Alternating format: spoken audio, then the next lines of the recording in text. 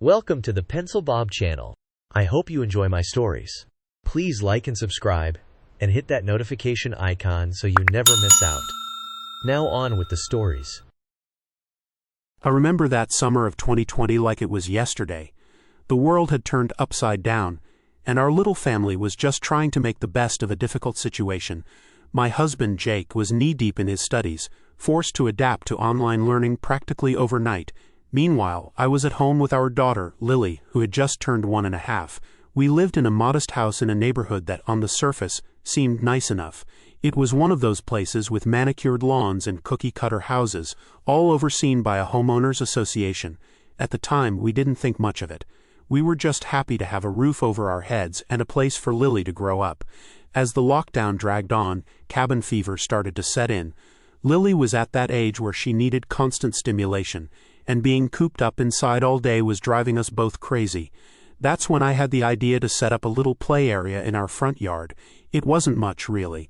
We had a small kiddie pool, perfect for Lily to splash around in on hot days. There was also a little plastic slide, just big enough for her to climb up and zip down with a squeal of delight. And then there was her prized possession, a bright yellow Tonka truck that she loved to push around, filling it with grass clippings and leaves. Every day we'd head out front after lunch. I'd set Lily up with her toys while I sat on the porch, keeping a watchful eye on her as she played. It was a welcome break from the monotony of being inside, and Lily loved the fresh air and sunshine. Our neighbors seemed to enjoy it too. Mrs. Johnson from next door would often wave as she walked her dog, commenting on how nice it was to see a child playing outside. Even Mr. Grumpy Pants Thompson, the retiree across the street who usually kept to himself, would sometimes pause to watch Lily's antics with a hint of a smile on his face. We fell into a comfortable routine. After playtime, we'd have a snack on the porch before heading back inside for Lily's nap. At first, I'd bring the toys in with us, but it quickly became a hassle. Lily would cry when she saw me putting her beloved truck away, thinking playtime was over for good, so I started leaving them out. They were in our yard, after all, and we used them every day. It didn't seem like a big deal. This went on for about a week and a half. Life felt almost normal despite the craziness going on in the world. Then, one afternoon, I checked the mail and found a letter that would change everything. The envelope was crisp and official-looking, with the HOA logo stamped prominently in the upper left corner. The paper was thick and high quality, clearly meant to convey authority and importance. I held it in my hands for a moment, feeling a sense of trepidation as I examined the neat typed address on the front. With a mixture of curiosity and mild apprehension, I opened it, expecting to find some routine announcement about upcoming community events or perhaps a newsletter detailing recent landscaping improvements. Instead, what I found inside made my blood boil, the contents so unexpected and infuriating that I had to read it multiple times to fully comprehend. The letter, printed on letterhead, matching the envelope, stated in no uncertain terms that we were in violation of HOA rules. The language was formal and cold, devoid of any empathy or understanding of our situation. It cited specific bylaw numbers and sections, presenting a facade of legality to what felt like an absurd complaint. Apparently, our excessive children's toys, which consisted of nothing more than a small kiddie pool, a slide, and a toy truck, were lowering the look of the neighborhood. The letter went into detail about how these items were visible from the street and neighboring properties, supposedly detracting from the community's aesthetic standards. They demanded that we remove the items immediately, providing a specific deadline that was mere days away. The threat was clear: comply or face a fine. The potential fine was listed in bold text, a substantial amount that would strain our already tight budget. The letter was signed by the HOA president, whose name I recognized as one of our more particular neighbors, known for his meticulously manicured lawn and frequent complaints about other residents. I read the letter 3 times, convinced I must be misunderstanding something. How could 3 small toys used daily and kept clean be considered excessive? And more importantly, how could anyone object to a child having a bit of joy during such a difficult time? Overwhelmed with a mix of anger and disbelief, I immediately reached for my phone and dialed the HOA office. My hands trembled slightly as I punched in the numbers, the letter still clutched tightly in my other hand. The line rang several times before connecting to an automated system, forcing me to navigate through a series of menu options that seemed designed to frustrate rather than assist. After selecting what I hoped was the correct option, I was placed on hold. The hold music, a grating loop of generic elevator tunes, played endlessly in my ear as I paced back and forth in our living room. Minutes ticked by, feeling like hours, as my frustration grew with each passing moment. I checked my watch repeatedly, noting that I had been waiting for over 20 minutes, all while trying to keep an eye on my daughter, who was blissfully unaware of the turmoil her toys had caused. After what felt like an eternity, a click on the line indicated that someone had finally picked up. The voice on the other end was polite but detached, introducing herself as a representative of the HOA. Taking a deep breath to calm myself, I launched into an explanation of our situation. I carefully detailed how we had been using the toys every single day, describing our routine of outdoor playtime that had become a crucial part of our lockdown coping strategy. My voice likely betrayed my emotion as I emphasized how important this small bit of normalcy was for our young daughter during these unprecedented times. I pointed out the cleanliness of the toys, their modest size, and how they were always neatly arranged in our yard. As I spoke, I could hear the representative typing, presumably taking notes on our conversation. I made sure to mention the positive comments from neighbors, hoping to convey that the toys were not an eyesore, but a welcome sign of life in our community during a difficult time. The response I got was cold and bureaucratic. Yes, they confirmed 3 toys were considered excessive. Apparently, one of the board members had complained about the eyesore in our front yard. They suggested we could apply for a variance, but the process would take weeks and likely be denied anyway. I hung up the phone, feeling defeated and angry. Jake found me at the kitchen table, staring at the letter with tears in my eyes. He read it, his face darkening with each line. "This is ridiculous," he said, shaking his head. "It's just a few toys. How is this hurting anyone?" We discussed our options, but in the end, we knew we had to comply. The threat of a fine was too much for our already stretched budget. So that evening, with heavy hearts, we brought Lily's toys inside. The next day was tough. Lily didn't understand why we couldn't play outside like usual. She stood at the window, pointing at the empty spot where her pool had been, confusion and sadness on her little face. It broke my heart. We tried to make the best of the situation, determined to create some semblance of fun and normalcy for our daughter despite the restrictions imposed by the HOA. In a burst of creativity, we decided to set up the slide in our living room, carefully positioning it near the couch to create a safe landing zone. It was a makeshift solution, but we hoped it would bring some joy back into our home.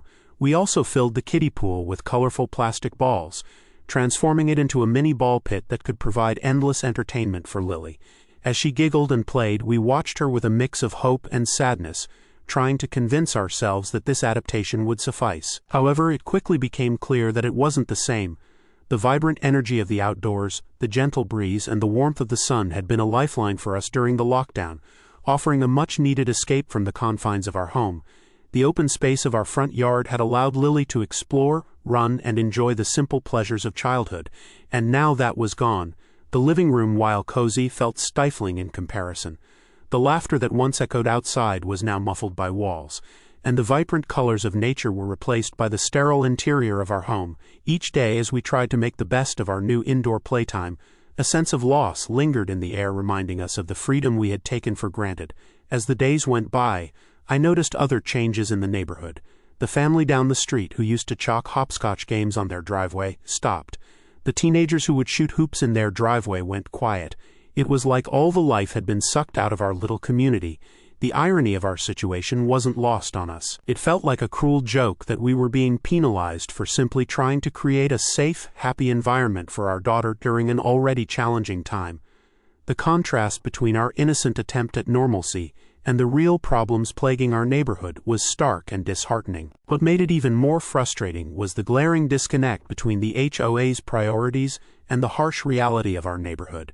To reach our supposedly pristine HOA-controlled area, one had to navigate past a well-known drug house. It wasn't some secret or occasional issue. This was a constant visible problem that everyone in the community was aware of. We'd frequently witness police cars parked outside, their lights flashing as they conducted yet another raid. The sight had become so common that it barely raised eyebrows anymore. The juxtaposition was mind-boggling. On one hand, we had a house that was clearly engaged in illegal activities, bringing potential danger and instability to our community.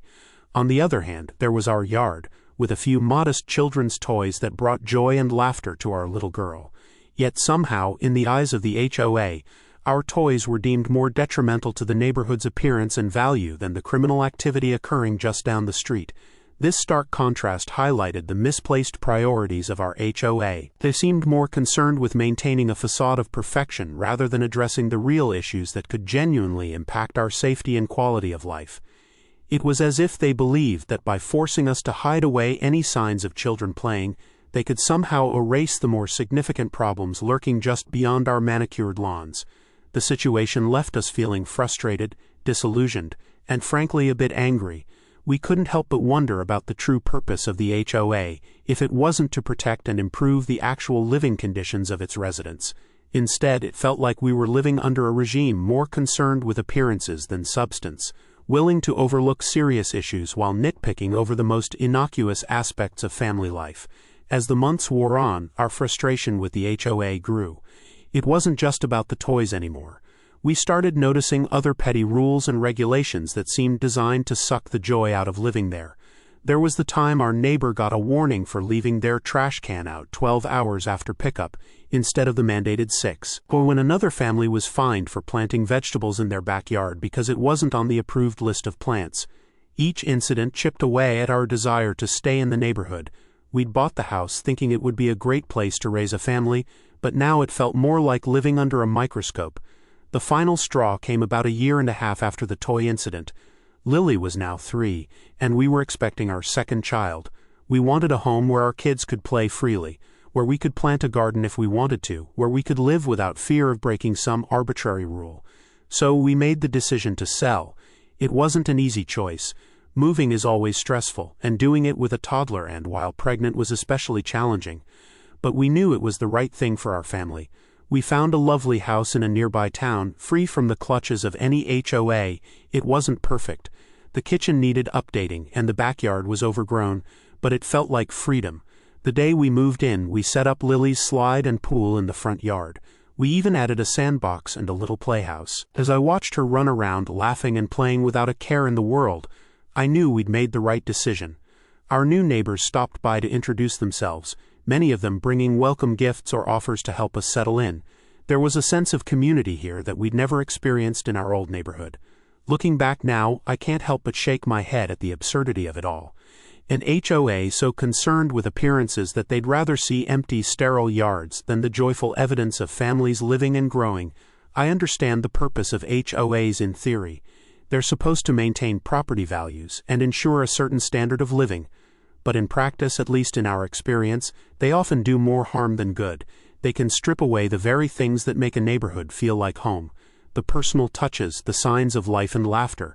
The only lesson we learned from our experience was to avoid living in an HOA at all costs. It became clear that a home and a community should be about more than just maintaining a pristine lawn or adhering to a strict set of rules. What truly matters is fostering an environment where families can flourish, children can enjoy the freedom to play, and neighbors can support one another. Now, as I sit on our porch watching Lily and her little brother play in our front yard, surrounded by toys and laughter, I'm grateful for our decision to leave that HOA behind. Our house might not win any awards for being the most pristine on the block, but it's filled with love, laughter, and the happy chaos of family life. And to us, that's worth more than any perfectly manicured lawn could ever be. So to anyone out there dealing with overbearing HOAs or considering buying in an HOA-controlled neighborhood, I'd say this: think carefully about what you value most. Sometimes, the freedom to live as you choose, to let your kids be kids, and to make your house truly your home is worth more than any perceived benefit an HOA might offer. As for us, we're happy in our HOA-free home, where the only rules are the ones we set for ourselves. And you can bet those rules include plenty of outdoor playtime, toys in the yard, and all the joyful noise that comes with a happy family. Because at the end of the day, that's what truly makes a house a home. This HOA sounds like a bunch of power-tripping control freaks. Who in their right mind thinks a few kids' toys are worse than a crack house down the street? It's ridiculous how they prioritize appearances over actual quality of life. I bet these board members are the same type who'd call the cops on a lemonade stand. HOAs like this are just glorified neighborhood bullies, making life miserable for families trying to enjoy their own property. Good on OP for getting out of there and finding a real community. This story perfectly illustrates why HOAs are often more trouble than they're worth. They claim to protect property values, but at what cost? They're essentially creating soulless cookie-cutter neighborhoods where individuality and family life are stifled. The idea that 3 children's toys could be considered excessive is laughable. These are clearly people who have forgotten what it's like to have young kids, or worse, never cared in the first place. During a pandemic no less, when outdoor play was one of the few safe options for children, what's most infuriating is the clear disconnect between the HOA's priorities and real issues affecting the neighborhood. They're busy policing toys while ignoring an actual crime hotspot nearby. It's a perfect example of how these organizations often focus on trivial matters while neglecting real problems. The fact that other families also stopped their outdoor activities shows the chilling effect these rules can have on an entire community. Instead of fostering a vibrant, family-friendly environment, they're creating a sterile, unwelcoming atmosphere. I'm glad the OP found a better situation, but it's a shame they had to uproot their family because of such ridiculous rules. HOAs like this need a serious reality check. I can't believe the audacity of this HOA. They're literally sucking the life out of their own neighborhood. Kids' toys are excessive, but a drug house is fine. Give me a break. It's clear they care more about property values than actual living conditions. What's the point of a high-value neighborhood if it's a miserable place to live? The fact that they threatened fines during a pandemic when people were already struggling just shows how out of touch and heartless they are. HOAs like this are why so many people are wary of buying into these communities. They promise to maintain standards, but end up creating sterile, joyless environments where people are afraid to actually live in their own homes. I'm glad OP got out, but it's sad to think about all the other families still stuck there, probably too scared to let their kids play outside. What a waste of a community.